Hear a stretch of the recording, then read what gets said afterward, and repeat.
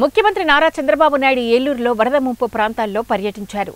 తమ్మిలేరును పరిశీలించిన అనంతరం ఆయన సిఆర్ రెడ్డి కాలేజ్ ఆడిటోరియంలో కొల్లేరు, ఉప్పుటేరు, తమ్మిలేరు వరదలకు నష్టపోయిన రైతులు, వరద బాధితులతో ముఖాముఖి కార్యక్రమాన్ని నిర్వహించారు. ఈ సందర్భంగా సీఎం చంద్రబాబు మాట్లాడుతూ ఈ నెల 17వ తేదీలోపు నష్టపరిహారంపై నిర్ణయం తీసుకుంటామని, వరికి మాత్రం ఎకరానికి 10,000 రూపాయలు చొప్పున ఇవ్వాలని నిర్ణయించామని అన్నారు. ఉప్పుటేరుపై రెగ్యులేటర్ నిర్మాణంపై సీరియస్గా నిర్ణయం తీసుకుంటామని చెప్పారు.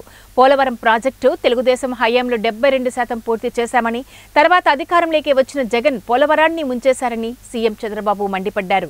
ఇప్పుడు పోలవరం పూర్తి చేయాలనే ఉద్దేశంతో కేంద్రంతో మాట్లాడి 12,000 కోట్లు తీసుకువచ్చామని అన్నారు.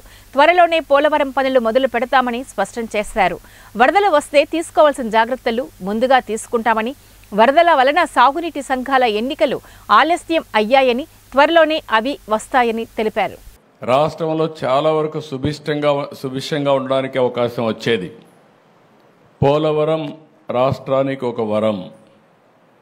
పోలవరం పూర్తయి నదులు అనుసంధానం చేస్తే ఈ రాష్ట్రంలో కరువు అనే మాట ఉండదు. కానీ ఆ పోలవరాన్ని కూడా ముంచేశాడు దుర్మార్గుడు. చాలా కష్టపడి నేనైతే సోమవారం పోలవరంగా చేసుకొని ప్రతి సోమవారం రివ్యూ చేసి 72 సార్లు 75 సార్లు రివ్యూ చేసి 28 సార్లు ప్రత్యక్షంగా వచ్చి నేరుగా పనులన్నీ చేపట్టాను. 72% పనులు పూర్తయినాయి.